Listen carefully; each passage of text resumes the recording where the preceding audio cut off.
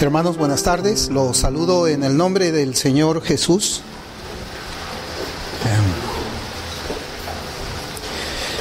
Quiero pedirles que por favor abramos la escritura en el libro de los Hechos.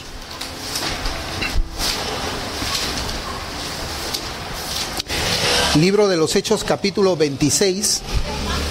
Vamos a leer desde el versículo 16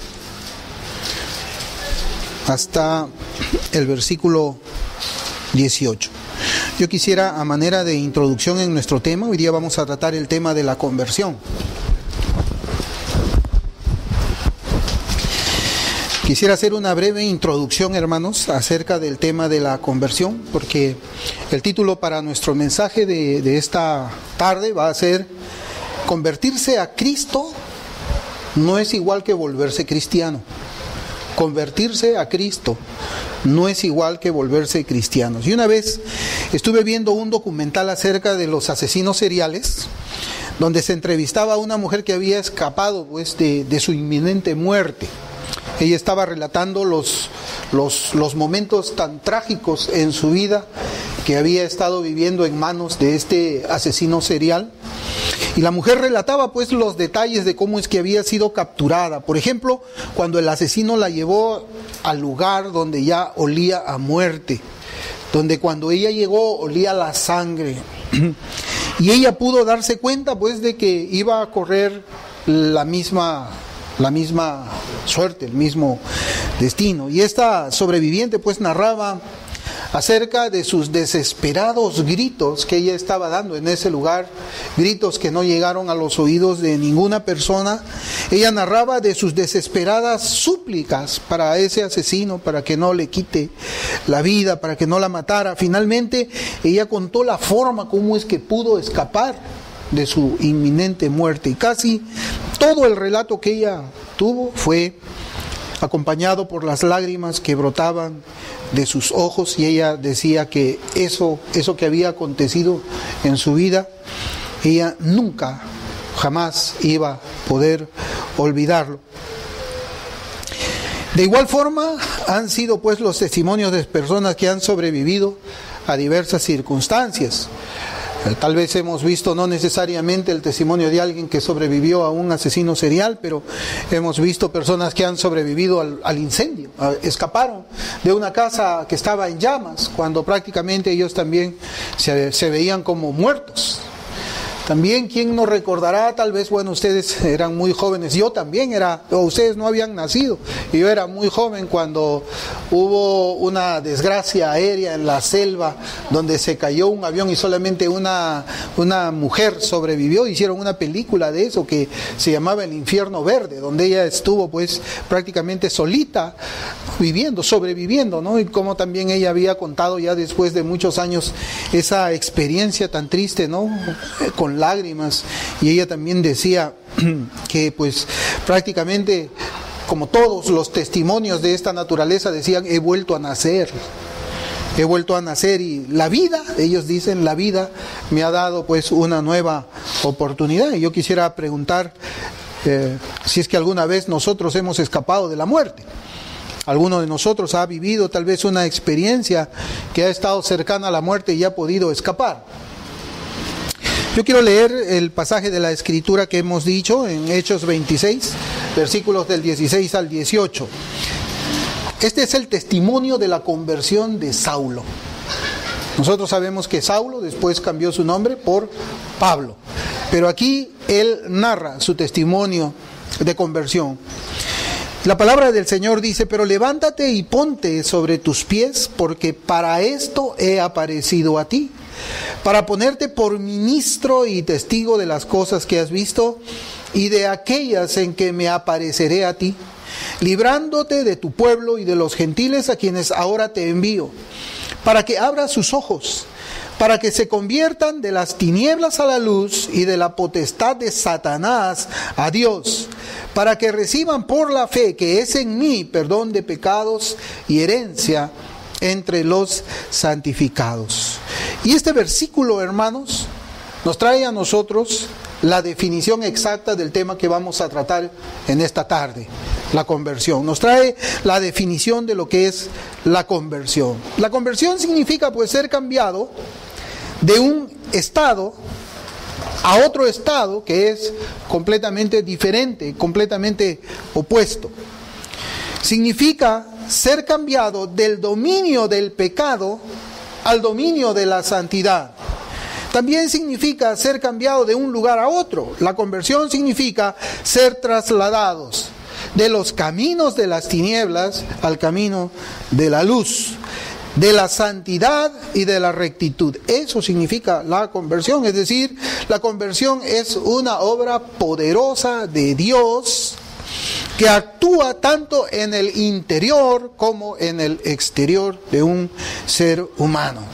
Eso es lo que significa la conversión. Es algo que posiblemente nosotros ya teníamos unas ideas y ahora con las palabras podemos definirla. La Escritura nos habla también, el mismo apóstol San Pablo nos habla de la conversión bajo las siguientes palabras inspiradas. En 2 de Corintios 5:17 dice: de modo que si alguno está en Cristo, nueva criatura es. Las cosas viejas pasaron. He aquí, algunas son hechas nuevas.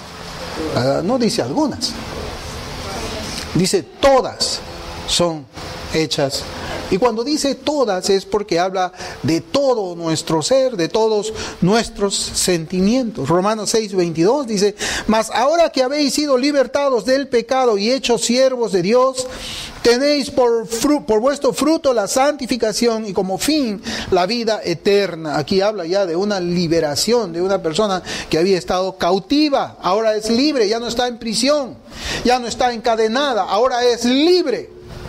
Es el cambio de un estado a otro.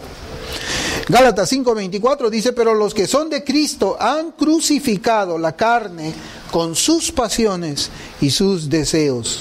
Esa es la característica de una persona convertida. Cuando una persona no es convertida, no está crucificada la carne con sus deseos. La carne con sus deseos está viva. La carne con sus deseos domina a la persona. El interior de esa persona no es convertida. Pero vemos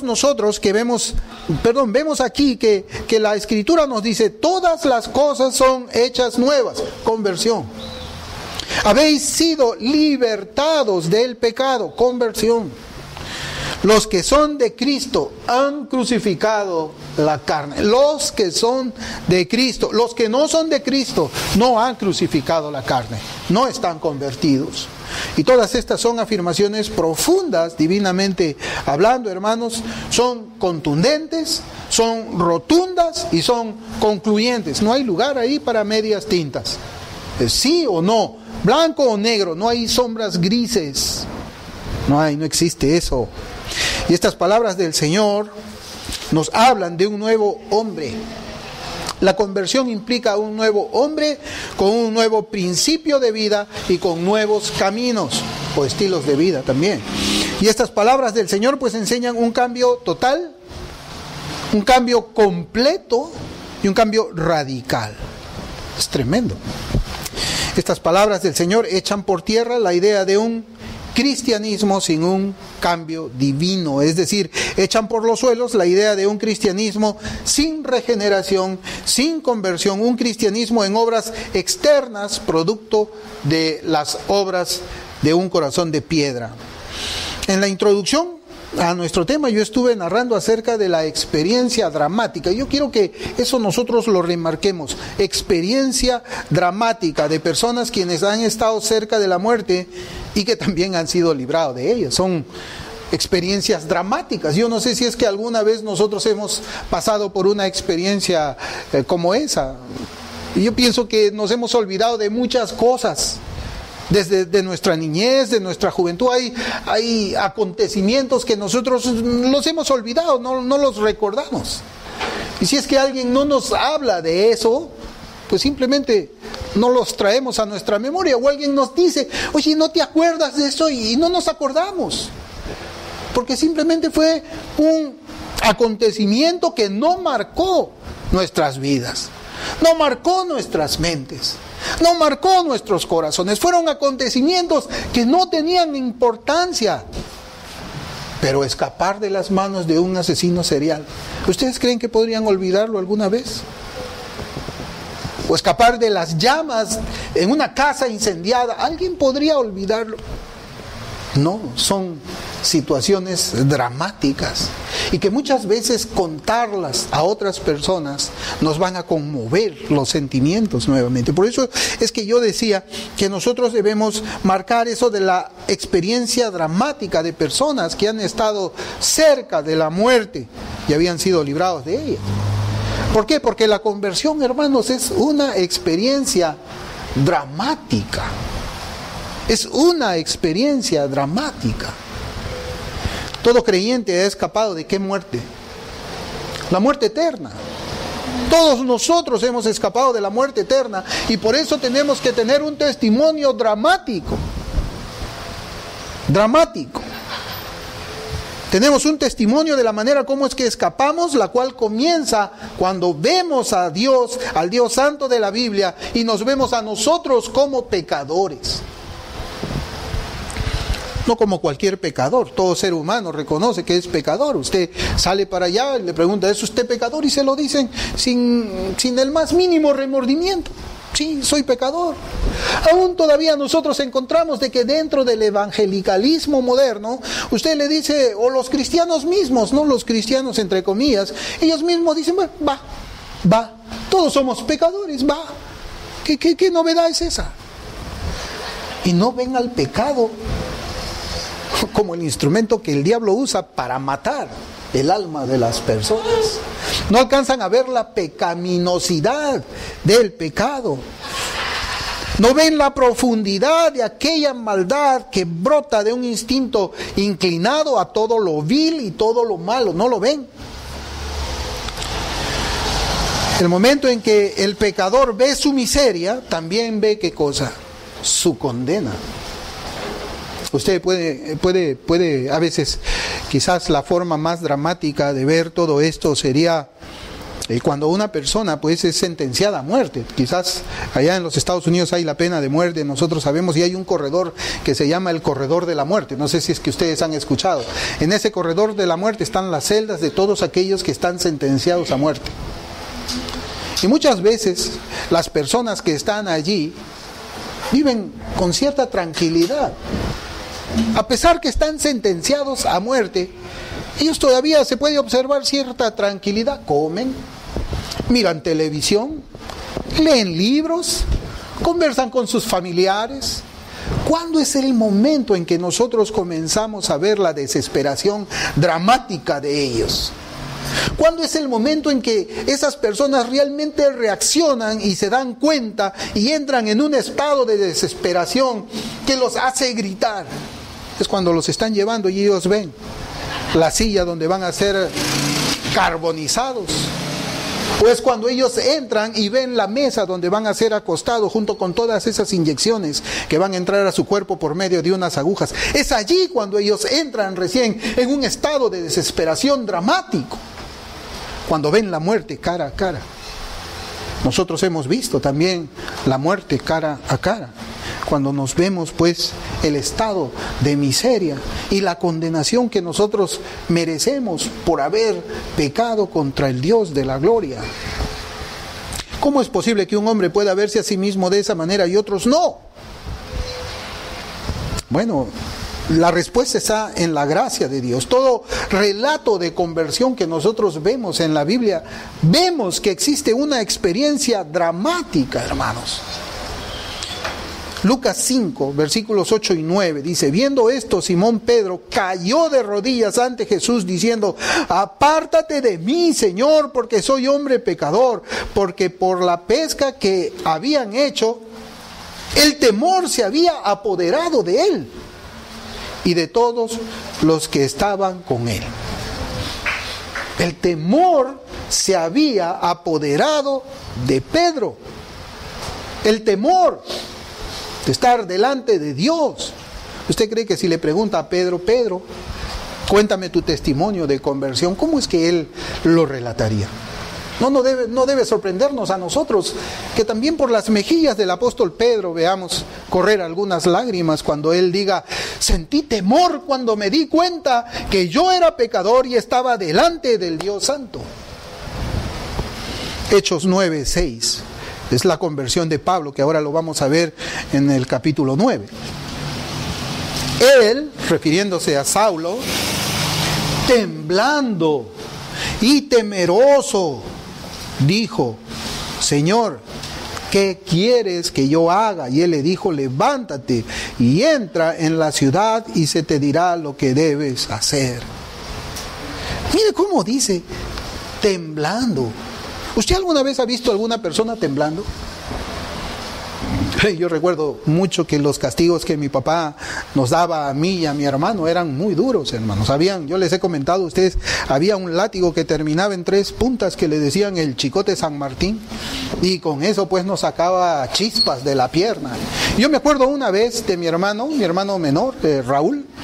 Los dos habíamos hecho una travesura que íbamos a recibir castigo, pero algo que a mí me sorprendía era ver cómo mi hermano temblaba mientras esperaba que llegue mi papá.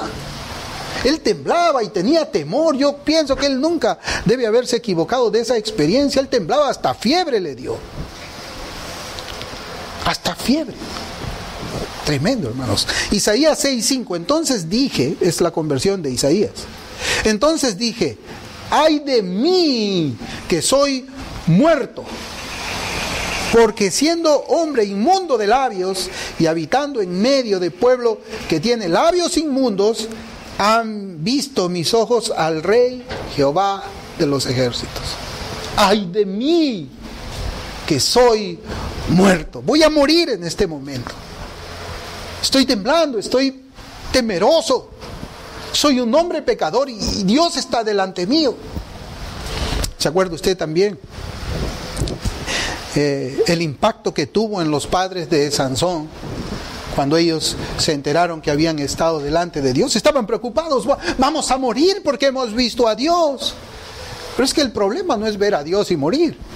El problema es que estaban delante de Dios y ellos reconocían que eran pecadores. Hermanos, la conversión comienza cuando Cristo nos hace verlo a Él. Nos hace verlo a Él y además nos hace ver nuestra vileza. Y esa visión de Dios y de nosotros trae un resultado. Nos hace temer y nos hace temblar. Sin embargo, ese temor y ese temblor está ausente en muchos testimonios de conversión. Y es más, muchas personas ni siquiera tienen un testimonio de conversión. Yo creo que hay hermanos aquí a quienes yo les he preguntado: háblame de tu testimonio de conversión. Y uno comienza a escuchar. Y hay testimonios y no hay testimonios. Hay testimonios donde pues prácticamente me están leyendo a Berkhoff. ¿Cómo? ¿Qué testimonio es ese? Sí, me hablaron a mí de la sustitución penal de Cristo, hasta con esas palabras lo usan, la sustitución penal de Cristo, y fue impresionante para mí. ¿Qué te impresionó? ¿Que el justo muera por los pecadores? ¿O te impresionó que viste al justo y tú también te viste como pecador? Y es un testimonio entusiasta, como si fuese algo, pues, wow, no lo sé. La costumbre de hoy es tratar de convencer a los pecadores para que se vuelvan cristianos, en lugar de que se vuelvan a Cristo. Y esa es la diferencia, hermanos, en que nosotros estemos buscando que las personas se vuelvan cristianos en lugar de que se vuelvan a Cristo. Se les anima a los pecadores a ir a la iglesia. Se les anima a los pecadores a cantar himnos santos. Se les alienta a que escuchen los sermones y las enseñanzas de la Biblia. Se les estimula a ofrendar de sus ingresos y también a repartir tratados evangelísticos cuando toca salir afuera a predicar el evangelio. Los sermones de hoy día ya no llevan pues el mensaje, el ultimátum para que los pecadores abandonen sus pecados de todo corazón y volverse a Dios en fe y en arrepentimiento. ¿Y cuál es el resultado de la ausencia de la predicación del Evangelio de Cristo y de sus doctrinas? Hermanos, el resultado son conversiones falsas. Usted se va a dar cuenta de que aquellas personas que no tienen testimonio de conversión traen problemas a la iglesia. Esas personas que no tienen testimonio de conversión viven en el pecado, diciéndose: yo soy cristiano, yo voy al templo, yo voy acá, yo hago esto, yo hago el otro. No tienen un testimonio de conversión, no han pasado por esa experiencia traumática. Y el resultado pues son esas conversiones falsas. Hoy se le llama pues cristianos a todos aquellos que se han convertido en buena gente. En buena gente. Y ellos son tan buena gente, o sea, los convertidos en tan buena gente son tan buena gente que el mundo los ama y jamás los perseguiría. Ese es el estado de la iglesia, con los buena gente convertidos. Convertidos al cristianismo, pero no convertidos a Cristo. Y el infierno, pues hermano, está lleno de buenas gentes. Mientras que en el cielo están aquellos que llevan las cicatrices de Cristo.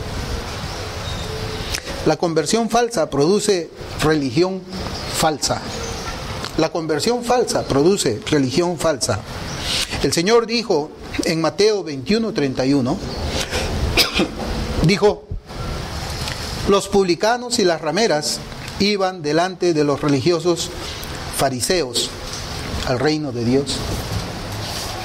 Porque la religión falsa produce conversiones falsas, esperanzas falsas, seguridad falsa. La religión falsa no ve la necesidad de convertirse a Cristo. La religión falsa ve solamente la necesidad de convertirse en cristiano. Perdón. Horacio Bonar dijo en Mateo 21:31 comentando, Horacio Bonar dijo: la religión falsa endurece el corazón y cauteriza la conciencia. Los convierte insensibles al poder de las cosas divinas. Excluye a Dios e invita al diablo. La religión falsa los hace 2 veces más hijos del infierno. Hermanos, la conversión comienza cuando el pecador, por la gracia del Señor, ve a Cristo. En Juan 6:40, fíjese cómo dice la palabra de Dios. Juan 6:40 dice: y esta es la voluntad del que me ha enviado, que todo aquel que, 1, ve al Hijo,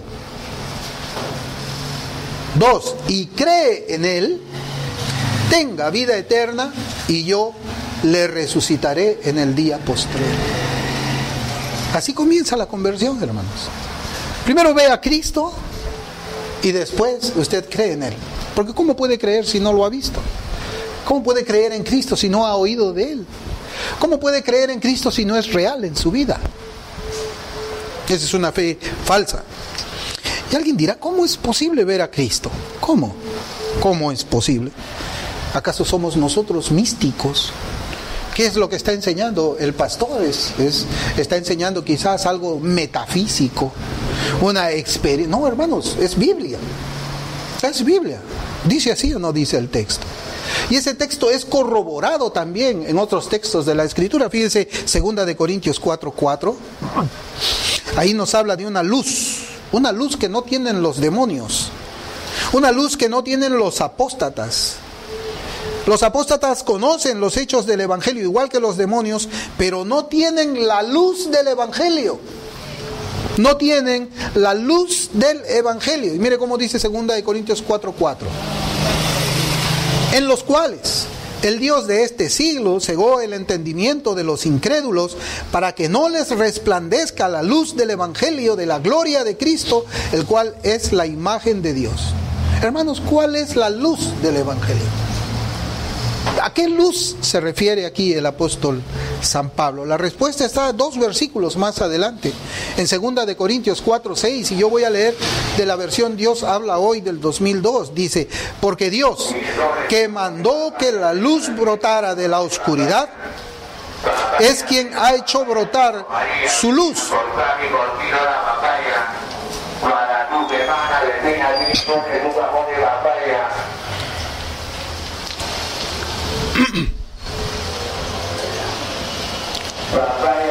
Es quien ha hecho brotar su luz en nuestro corazón para que por medio de ella podamos conocer la gloria de Dios que brilla en el rostro de Jesucristo.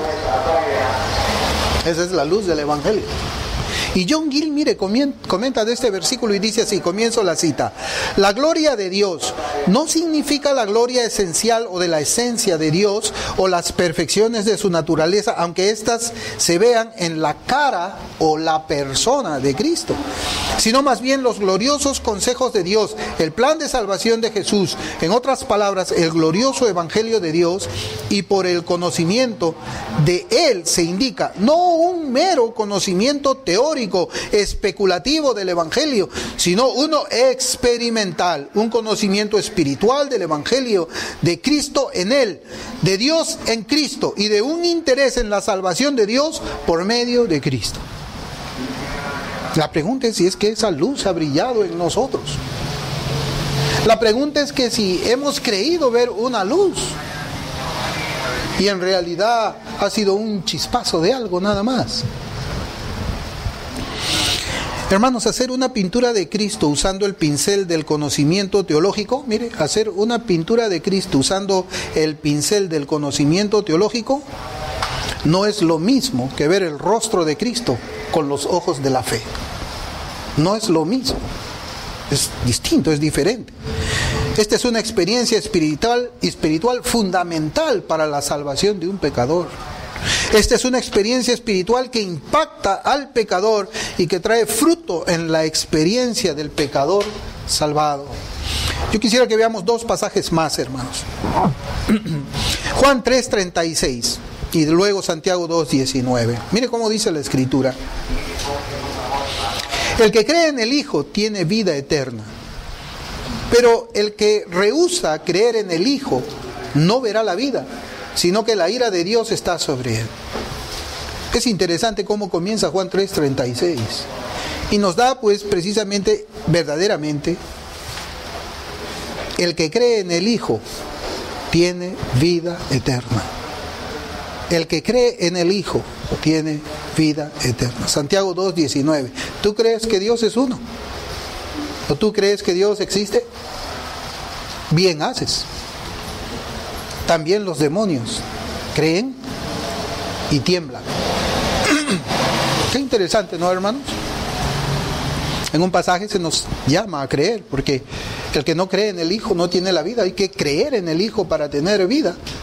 Pero parece que no es suficiente con creer especulativamente o, no sé, cognitivamente. Es necesario creer espiritualmente, porque si nosotros nos quedamos ahí, pues ¿qué más hemos hecho que los demonios? Nada más. Y da la impresión que Santiago escribe a aquellos quienes piensan que porque creen en Dios o porque creen que Dios existe, ya están contados con los que habitarán en el cielo por toda la eternidad. Pero Dios se asegura en su palabra de llamarnos a nosotros a la reflexión de nuestro caminar, de nuestra fe, si es que es genuina o no lo es. Y yo quisiera que resaltemos algunas actitudes de los redimidos cuando son convertidos. Podemos verlo en la conversión de Saulo de Tarso. Saulo era fariseo, un hombre estricto en cuanto a la obediencia externa de la ley de Dios, mas su corazón estaba lejos de Dios. En la conversión de Saulo no solamente hubo un cambio mental y teológico en la interpretación de las Sagradas Escrituras del Antiguo Testamento en cuanto a Cristo y su obra y su evangelio, sino que hubo un cambio divino en todo su ser. El cambio en Pablo lo convirtió en el objeto de persecución de los enemigos de Cristo y de los suyos. Génesis 3:15, mire cómo dice: y pondré enemistad entre tu simiente y la simiente de la mujer. Es decir, hay enemistad entre los hijos de las tinieblas y los hijos de la luz. Hermanos, la pregunta es, ¿existe alguna manera para que un creyente evite la persecución? Sí, sí hay una manera de evitar eso. ¿Sabe qué? Soltar la cruz. Soltar la cruz. Segunda de Timoteo 3:12 dice: y también todos los que quieren vivir piadosamente en Cristo Jesús padecerán persecución. Pero hoy día no hay persecución para la iglesia. No la hay. ¿Por qué? Porque la iglesia no demuestra piedad de vida. No tiene piedad de vida. Son buena gente. ¿Cómo es que el mundo va a perseguir a buenas gentes? El mundo más bien los ama, los quiere, disfruta de la compañía de la iglesia ahora. No se enoja. El mundo ama a la iglesia y la iglesia ama al mundo. Y no solamente al mundo, sino las costumbres del mundo. Por eso es que el mundo ama a la iglesia. Hay mucho conocimiento de doctrina, pero poco conocimiento personal y espiritual de Cristo. No han visto a Cristo. ¿Cómo puede ser esto posible? Tenemos que regresar a la conversión de Saulo. En Hechos 9, del 3 al 7, dice: mas yendo por el camino, aconteció que al llegar cerca de Damasco, repentinamente le rodeó un resplandor de luz del cielo. Y cayendo en tierra, oyó una voz que le decía: Saulo, Saulo, ¿por qué me persigues? Él dijo: ¿quién eres, Señor? Y le dijo: yo soy Jesús, a quien tú persigues. Dura cosa te es dar coces contra el aguijón. Él, temblando y temeroso, dijo: Señor, ¿qué quieres que yo haga? Y el Señor le dijo: levántate y entra en la ciudad, y se te dirá lo que debes hacer. Y los hombres que iban con Saulo se pararon atónitos. Mira lo que dice: oyendo a la verdad la voz, oyendo a la verdad la voz, sin ver a nadie, sin ver a nadie. Y el versículo 7 nos dice eso. Los hombres que iban con Saulo, mire cómo dice, se pararon, atónitos. Se pararon, se pusieron de pie, oyendo la verdad, la voz, oyendo a la verdad la voz, más sin ver a nadie. Es decir, ellos estaban de pie. Así dice esa palabra griega, istemi. Todos oyeron la voz, los acompañantes de Pablo y Pablo mismo escucharon la voz de Dios. Y ahora notemos el versículo 6, dice: y el Señor le dijo: levántate. Pablo había sido humillado. Sus acompañantes estaban de pie, pero Pablo estaba en el suelo. Y ambos escuchaban la voz de Dios. Aunque todos oyeron la voz del Señor, solamente Saulo preguntó: ¿qué quieres que haga? Los demás no preguntaron nada. Estaban atónitos. Pablo dijo: heme aquí. Cuando Pablo dice: ¿qué quieres que haga?, le está diciendo: me someto a ti. Tú eres el Señor, tú tienes que mandar en mi vida. ¿Qué quieres que yo haga? Qué tremenda la conversión de Saulo, hermanos. Y esto explica la razón por la que muchos leen las Escrituras. Muchos tienen acceso a la Biblia, muchos la leen, pero pocos se someten a ella. Pocos van a la Biblia y dicen: Señor, voy a abrir tu palabra, dime qué quieres que yo haga. Son muchos los profesantes que usan hasta la Biblia para justificar sus vidas habituadas al pecado y a la mundanalidad. Usan la palabra de Dios sin ningún temor. Santiago 2:19 dice: tú crees que Dios es uno, bien haces. También los demonios creen y tiemblan. También los demonios creen y tiemblan. Hermanos, la mente de los demonios es sumamente malvada. La mente del demonio, de Satanás, es malvada en extremo. Sin embargo, esa mente cree en Dios. ¿Usted se había puesto a pensar así? Esa mente cree en Dios. La mente de los demonios es extremadamente maligna. Maligna en extremo. Sin embargo, esa mente conoce mucha teología. El conocimiento de Dios que tienen los demonios no es un conocimiento santo. La fe que tienen los demonios no es una fe santa. Ellos creen en Dios solamente de palabras. Un ser humano tiene solamente el conocimiento de Dios que los demonios tienen. Un ser humano normal. Pues es que nosotros vivimos en un país que dice que cree en Dios en su mayoría. Pero ese creer en Dios es el mismo creer que tienen los demonios. Y ese final de ellos va a ser el mismo final de los demonios, el infierno. Podemos pedir quizás una prueba que el diablo conoce la Biblia. Porque yo estoy diciendo que conoce teología. Pues hermanos, solamente hay que ver la manera en que cita la Escritura para tentar a Dios cuando Cristo estaba en ayuno en el desierto después de su bautismo. Y es tremendo el diablo, hermano. Por ejemplo, Satanás sabe que Dios creó la tierra en 6 días literales, pero él promueve la evolución, la teoría de la evolución. Y algunos disfrazadamente han tomado esa teoría de la evolución del diablo y le llaman ahora evolución teísta, tratando de juntar la teoría del diablo con la palabra de Dios. Satanás sabe que Dios creó varón y mujer. Él lo sabe. Él lo sabe. Él está seguro de eso.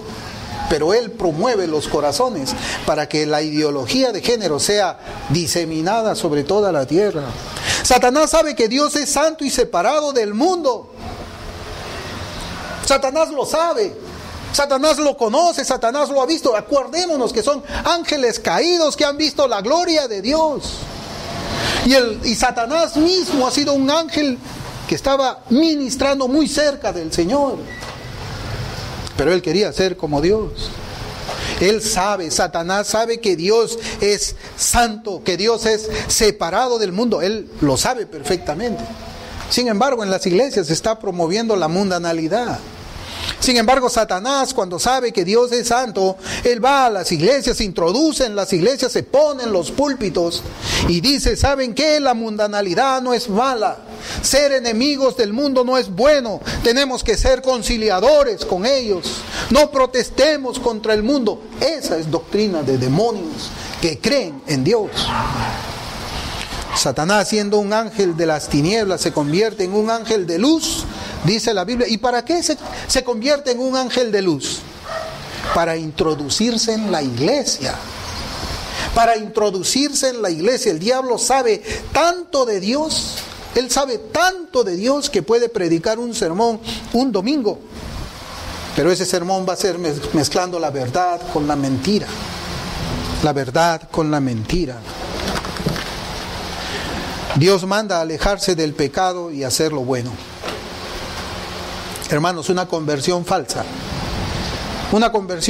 puede mover al ser humano lejos del pecado. Lejos del pecado, sí. Pero el motivo es el temor al castigo. Exteriormente el hombre puede apartarse del pecado y la razón va a ser pensando en el qué dirán. ¿Qué dirá de mí la gente? Yo tengo que apartarme del pecado. Eso es una conversión falsa. La gente se puede mover lejos del pecado por un asunto de moralidad, por un asunto de amor propio, por amor a su familia, antes que por el amor a Dios. El hombre puede apartarse del pecado. El hombre que tiene la fe de los demonios hace eso. El que verdaderamente ha sido convertido se aleja del pecado por una sola razón: porque lo aborrece. Aborrece el pecado porque es pecaminoso. Aborrece el pecado primeramente en su vida. Procura andar en santidad, en justicia, en rectitud, en luz. Esa es la razón por la cual un convertido verdadero se aparta del pecado, por aborrecimiento.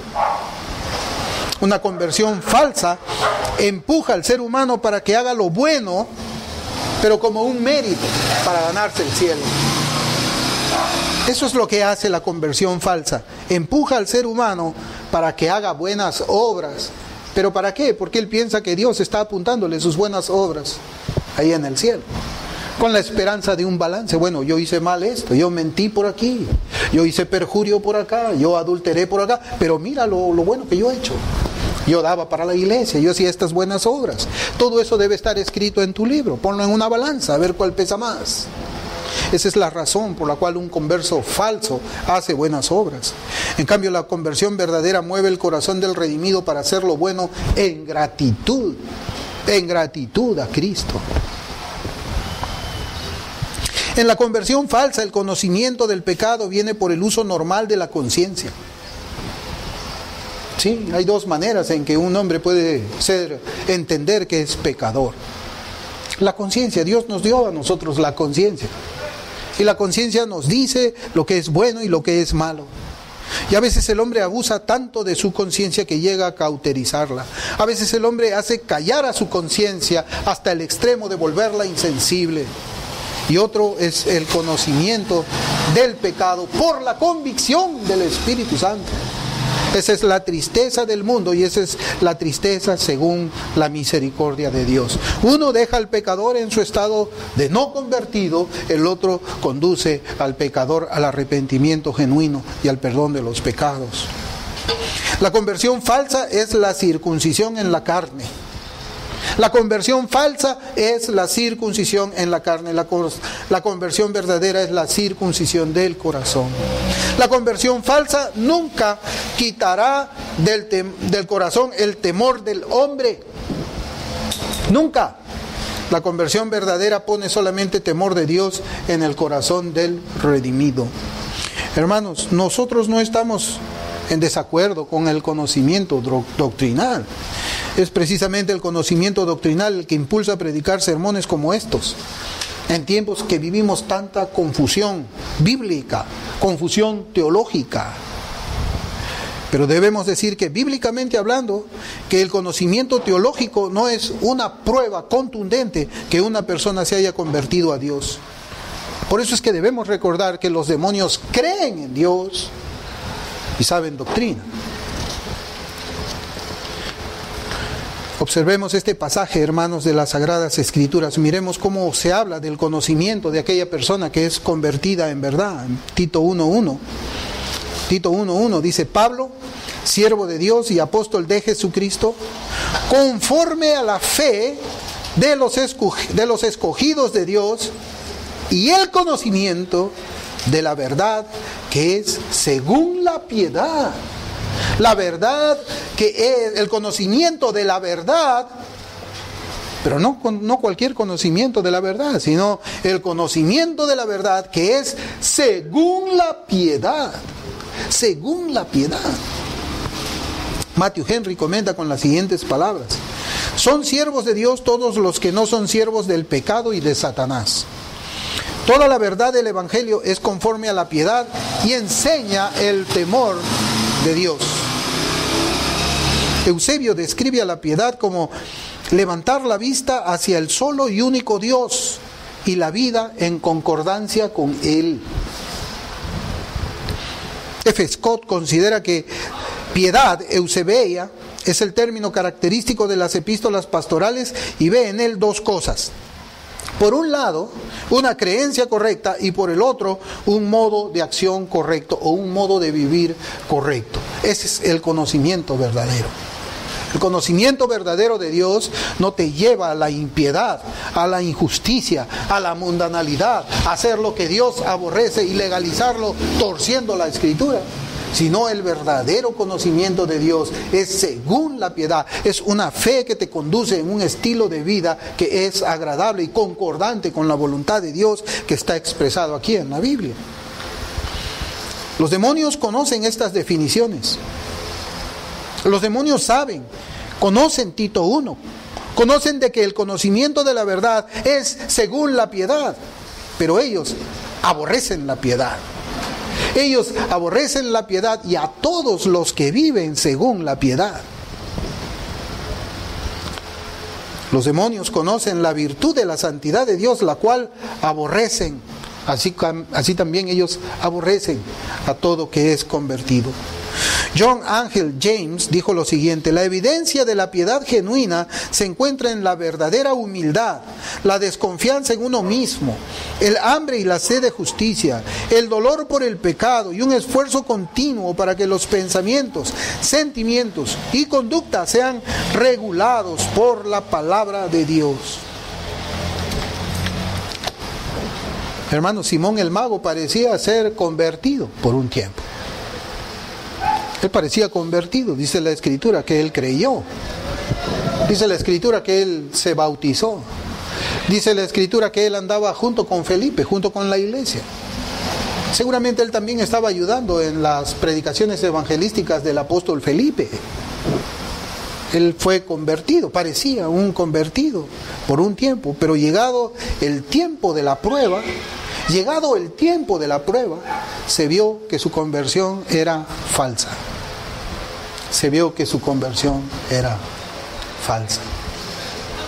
Yo me acuerdo mucho de, quizás hay una comparación que podamos hacer nosotros, ¿no?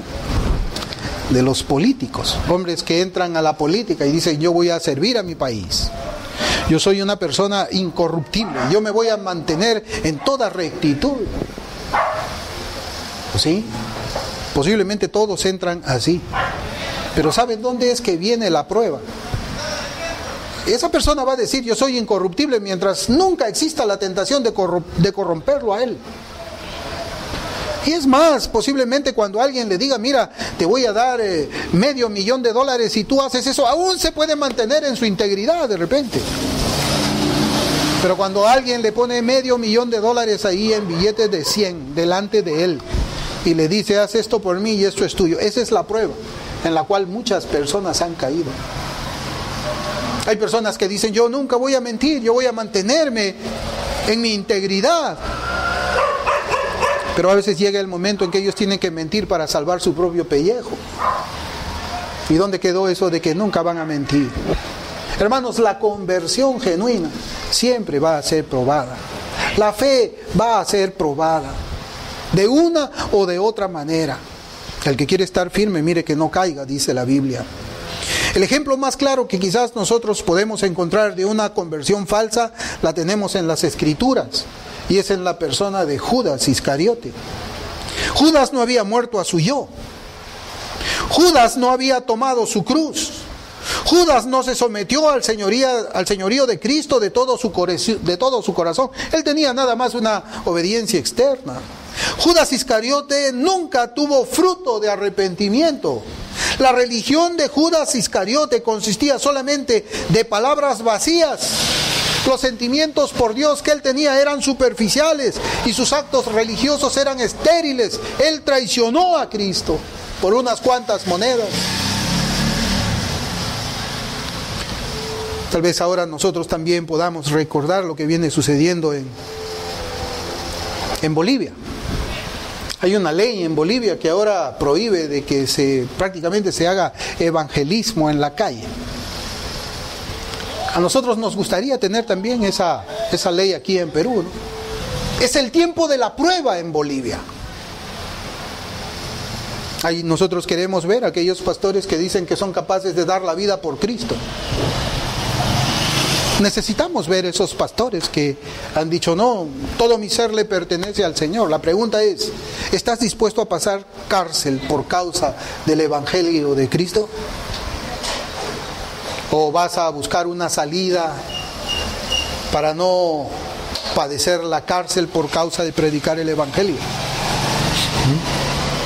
Quizás hay un pastor que dice: yo soy más útil aquí afuera que allá adentro, mejor no predico el Evangelio, niego a Cristo, me avergüenzo de Cristo, pues Cristo se va a avergonzar de él. Pero es el tiempo en que la integridad debe de ser probada, en que la profesión de fe debe ser probada allá en Bolivia. No se trata, hermanos, de hacer una manifestación en Bolivia para pedirle al gobierno que anule esa ley, porque en la Biblia nosotros no encontramos eso. Dice la Escritura que cuando el concilio de los judíos se llevó a Pedro y a Juan, los azotaron, le dieron duro, los golpearon, les amenazaron y le dijeron: no queremos que vuelvas a predicar el nombre de Cristo aquí. Y ellos regresaron a su templo. Y ellos dijeron en oración: Señor, mira las amenazas de ellos. Nos prohíben predicar tu nombre. Dicen que nos van a encarcelar. Dicen que nos van a golpear. Pero Señor, saca una ley pues que anule todo eso, para tener libertad, para no tener peligro nosotros de predicar tu palabra, para estar afuera de la cárcel vivitos y coleando. No, ellos no pidieron una ley, ellos no hicieron una manifestación. Pedro y Juan eran convertidos verdaderos, y esa iglesia era convertida verdadera, y oró a Cristo pidiendo: dame valor para predicar tu palabra en la calle, y yo estoy en tus manos, Señor. Si tú quieres que yo me vaya preso por no negar tu nombre, iré preso. Hermanos, esa es la prueba cuando hablamos de la conversión genuina. Es el tiempo de la prueba allá. Nos gustaría que también haya una prueba así, una prueba aquí en Perú, para que nosotros, no para salir a tentar, sino haciendo nuestra vida normal de evangelismo una vez al mes, salgamos también a las calles. Y si el pastor tiene que ser detenido, será detenido. Si el pastor tiene que ser encarcelado, será encarcelado. Hay un propósito en todo esto. No tenemos que olvidarnos nosotros. Cuando Pablo y Silas fueron encarcelados por causa del evangelio, de predicar la palabra de Dios, ¿qué ocurrió? El Señor los puso en una cárcel a cantar himnos espirituales, a testificar de Cristo en esa cárcel, porque el Señor tenía uno de su pueblo en esa cárcel, el carcelero. El Señor los puso en la cárcel porque ahí tenían que predicarle el evangelio a uno de los escogidos. Tenemos que pensar en función de la providencia y el gobierno de Dios. Si Dios manda una ley así aquí y tenemos que ir a la cárcel por predicar el evangelio, tenemos que ir pensando, ¿para qué querrá Dios que vaya a la cárcel? ¿Será que allá están sus escogidos y me está llevando allá para predicar el evangelio? Porque no debemos callarnos, hermanos. Hermanos, ¿cómo es que nosotros estamos? ¿Cómo fue nuestra conversión al Señor? Llegamos a ver a Cristo, vimos nuestra pecaminosidad. ¿Cómo fue esa conversión? ¿Aborrecemos el pecado, hermanos? ¿Por qué lo aborrecemos? ¿Lo aborrecemos porque nos va a traer mala reputación, porque somos moralistas? ¿O lo aborrecemos porque eso es como ponerle una lanza en el costado a Cristo? ¿Hemos renunciado al mundo nosotros? ¿Lo hemos hecho? ¿Hemos consagrado todo nuestro ser al Señor Jesús? ¿Desean nuestros corazones la rectitud y la justicia? Lo practicamos, porque no solamente es desear. Hermanos, no estamos en contra del conocimiento. Es necesario en tiempos de tanta confusión teológica y bíblica en la que vivimos. Es necesario el conocimiento, pero el conocimiento en la piedad, el conocimiento que conduce a la amonestación cuando nosotros no estamos caminando conforme a Dios, el conocimiento que conduce y nos persuade a vivir una vida santa para nuestro Dios santo. Es eso. ¿Cómo es nuestra conversión? Porque nuestra conversión va a decir qué es a partir de ahí nuestra vida cristiana. ¿Cómo podemos nosotros ser cristianos si es que no hemos visto al Señor? ¿Cómo podemos pertenecer a ese ejército si no conocemos a nuestro general? ¿Cómo podemos ir al cielo si previamente no lo hemos visto aquí en la tierra? Hermanos, es tiempo de meditar. Las conversiones rápidas que nosotros estamos viendo son como un fast food, son como las hamburguesas de McDonald's. Pero nosotros creemos diferente, creemos que el Señor hace un despertar inicial, y en ese despertar inicial nos pone en una zona de conflicto para que podamos nosotros atravesar una situación dramática acerca de nuestra vida espiritual, reconocer que estamos siendo pecadores dignos de toda la ira de Dios, y clamamos a Dios: Señor, sálvame, sálvame, sálvame, sálvame, porque si tú no me salvas, muero. Si tú no me salvas, muero, Señor, muero eternamente. Pues que este sea, hermanos, un tiempo también para la reflexión en este sentido. Vamos a orar.